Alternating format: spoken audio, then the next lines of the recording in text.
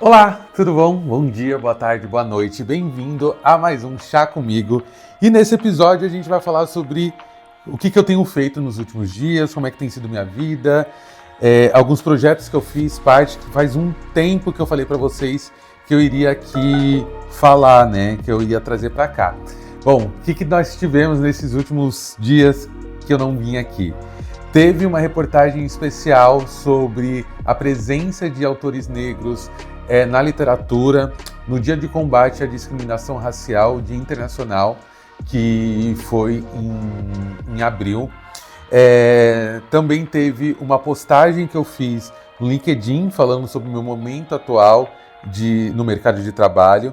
E teve também a gravação de um documentário da Edith Modesto, que foi a pessoa criadora do projeto Purpurina, na qual eu fiz parte e que moldou a minha carreira no que diz respeito à comunicação LGBT em entrevista de saída do armário.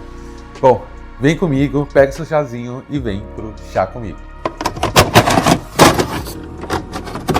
Pois é, gente, tem muita coisa aí para falar para vocês. Eu acho que primeiro é entender que de fato eu estou conseguindo ocupar lugares que antes eu nem pensava que era possível, né? Eu estou muito feliz, inclusive, de poder olhar para trás e acompanhar essa evolução. Por que eu começo a falar dessa forma e desse jeito, né?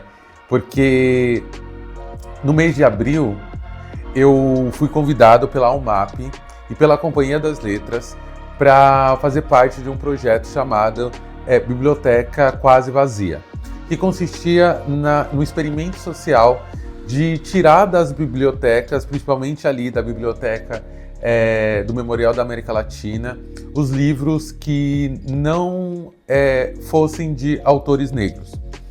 E o resultado foi gritante. Não que a gente não tenha autores negros escrevendo livros, mas a oportunidade que a gente tem de conseguir concluir os livros, de publicar, de ter espaços e interesses das grandes livrarias ou bibliotecas de comprar os nossos livros, isso é uma coisa muito, muito rara.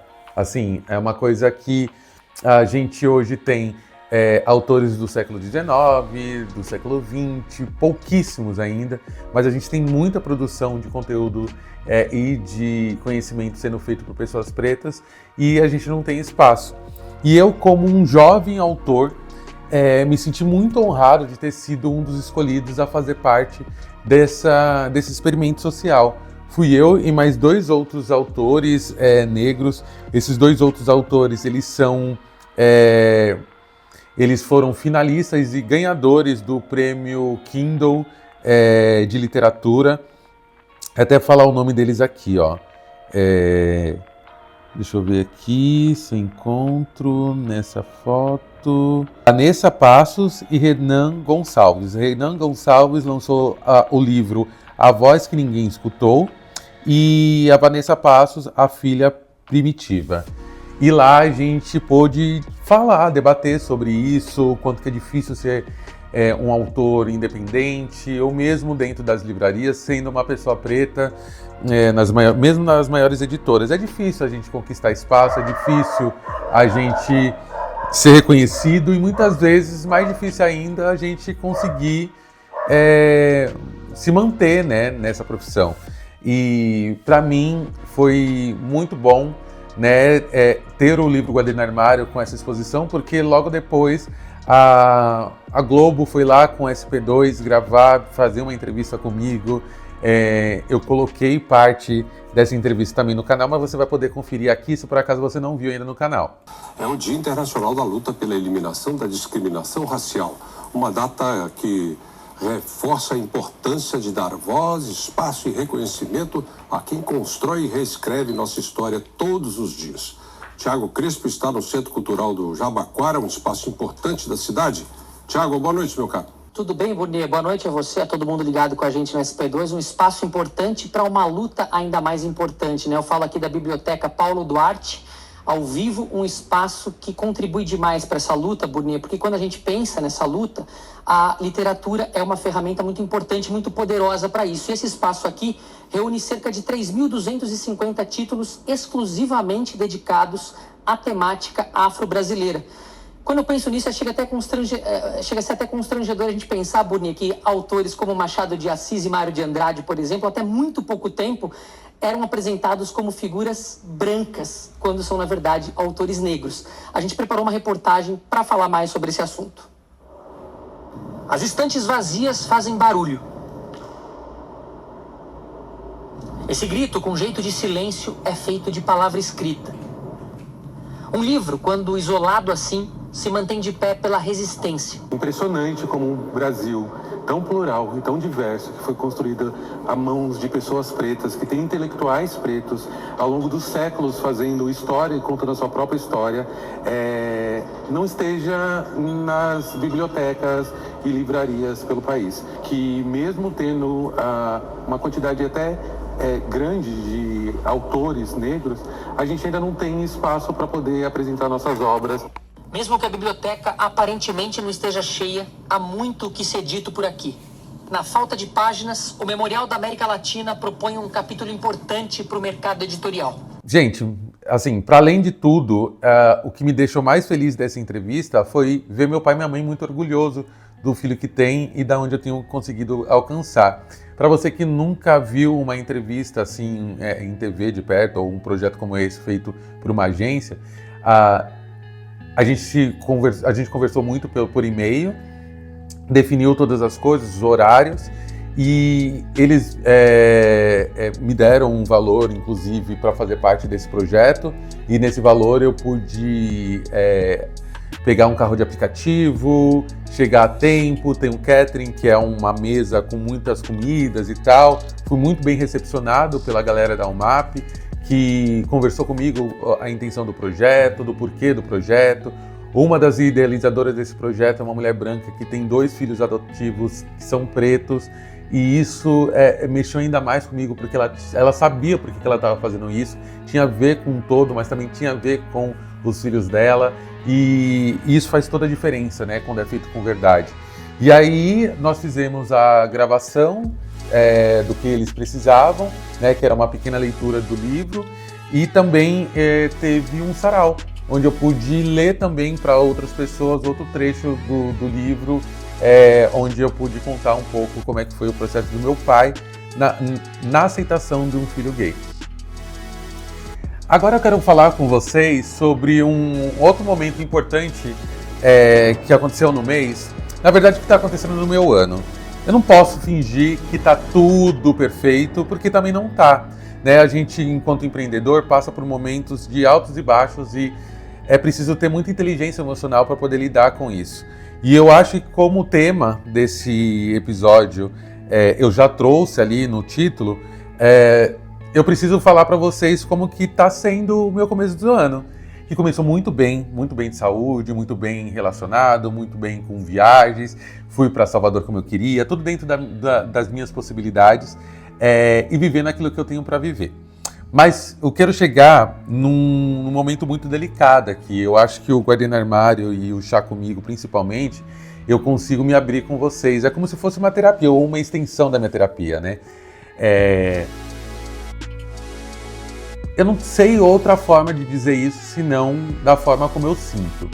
Eu estou passando por uma insegurança financeira e uma insegurança profissional que eu não vou dizer que eu nunca vivi isso antes, e por isso que isso me incomoda muito. Por eu já ter vivido isso, eu não me conformo disso estar acontecendo de novo.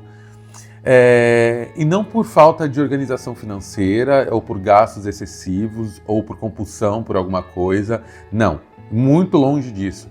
É uma ideia de que hoje eu não sei mais o que eu tenho que fazer ou produzir, ou recriar, ou conversar, ou me conectar para poder ter uma rentabilidade saudável e constante e sustentável.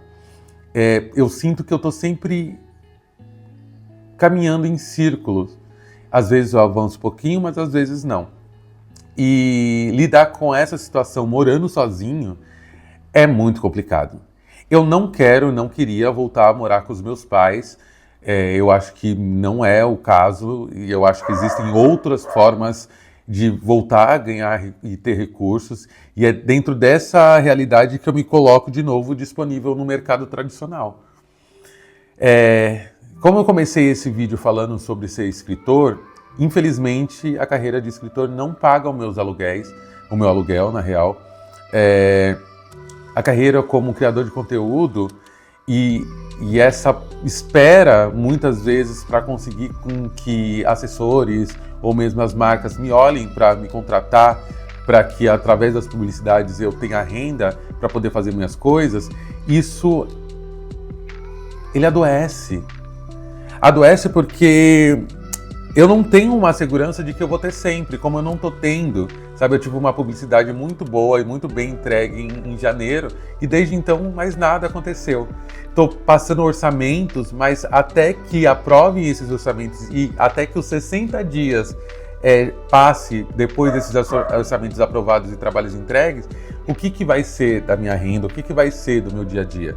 Sabe, eu voltei a gravar os vídeos de saída do armário e por mais que eu tenha o AdSense ligado aqui no YouTube, ele não me gera uma renda, então todas as minhas economias acabaram. E eu não sei mais o que fazer, gente. Eu tô sendo muito sincero com vocês. Eu queria ler um texto que eu escrevi no LinkedIn e algumas mensagens que eu recebi de pessoas que me seguem e que se identificaram com o que eu estava dizendo ali. Eu fiz essa postagem no dia dessa gravação, faz uma semana dessa postagem.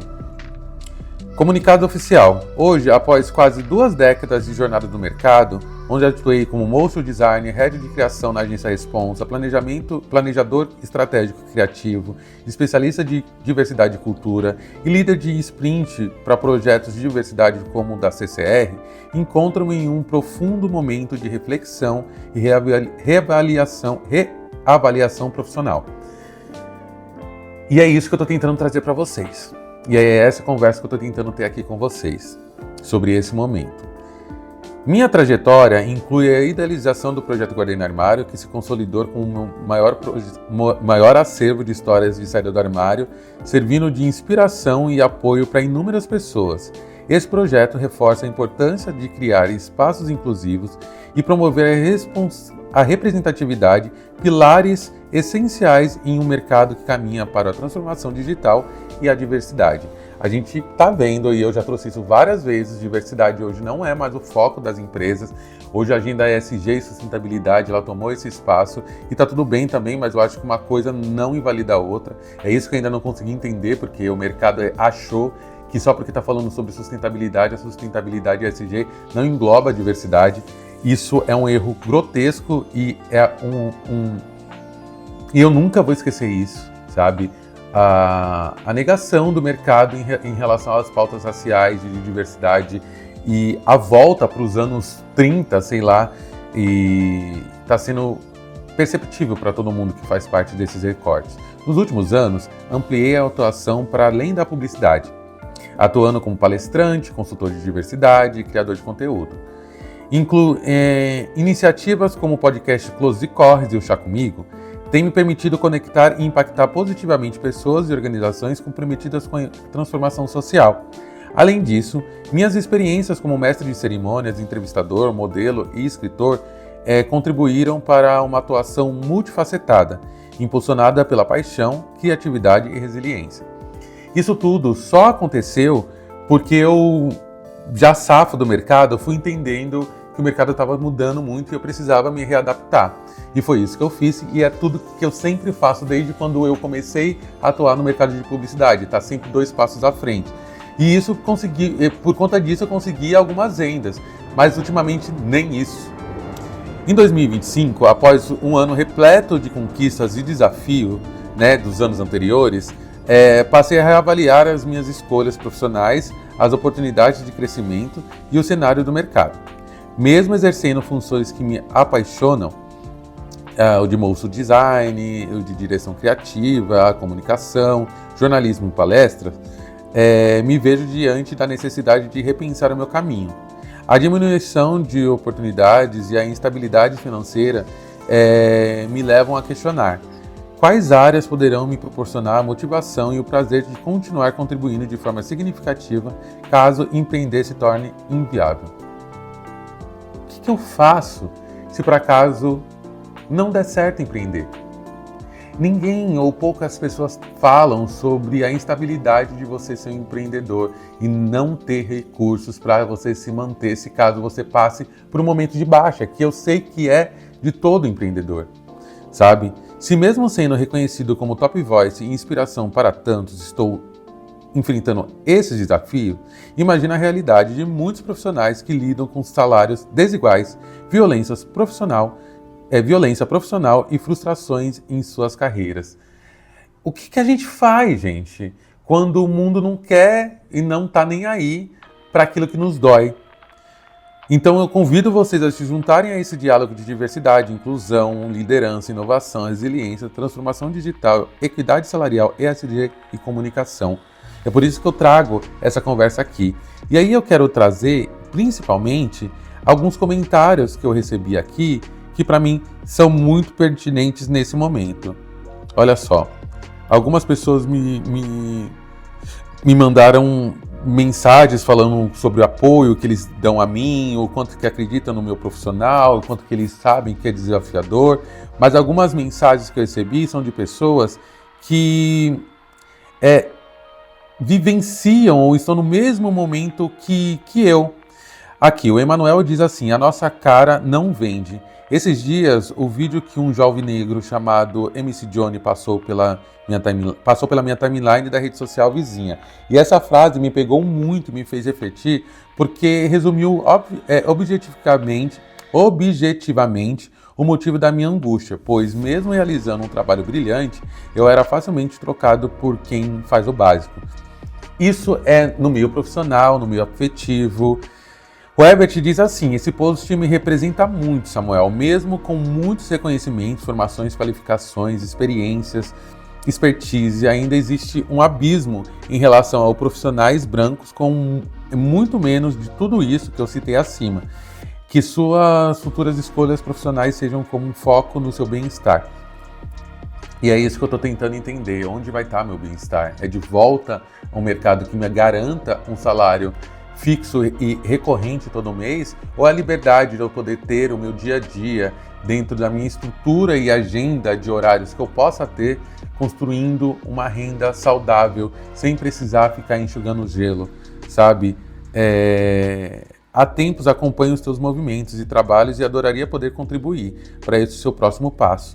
E aí eu estou tendo a oportunidade de conversar com algumas pessoas e marcar reuniões estratégicas mesmo, sabe? Porque ninguém conquista nada sozinho. E eu acredito que nesse momento eu preciso da ajuda de vocês para poder entender para que caminho que eu vou. Eu estou estudando edital, estou escrevendo em alguns, escrevi um novo livro infantil e estou procurando editora. Tem o projeto Guarda no Armário, de 10 anos, que eu gostaria muito de fazer alguma festa de comemoração e estou indo atrás de investidor. E tudo isso eu só consigo se eu tiver apoio, porque eu não tenho da onde e recurso da onde tirar. Eu fico um pouco triste porque eu não sei para onde eu vou seguir. Mas algumas coisas no meio desse turbilhão de coisas que vem acontecendo, algumas coisas têm sido muito positivas, como essa entrevista que eu dei para a Globo, mas também uma entrevista que eu dei hoje, no dia que eu faço essa gravação, de um documentário que estão fazendo sobre a Edith Modesto, que foi a criadora do Projeto Purpurina e do Grupo de Pais de Homossexuais, o GPH. E meus pais foram junto comigo dar uma entrevista emocionante hoje sobre a nossa história de vida e como é que foi o processo deles para me aceitar. E aí eu consigo entender que não é sobre dinheiro, mas também é. Mas não é sobre dinheiro, é sobre essas transformações que eu consegui causar dentro e fora de casa, e entender que a minha vida aqui não foi em vão. E por ela não ter sido em vão, eu não quero que ela termine ou que ela se sustente num lugar de escassez. Eu quero ter a liberdade e a felicidade de dizer que eu sou próspero, para que as pessoas olhem para mim e vejam uma referência positiva de para onde elas podem seguir.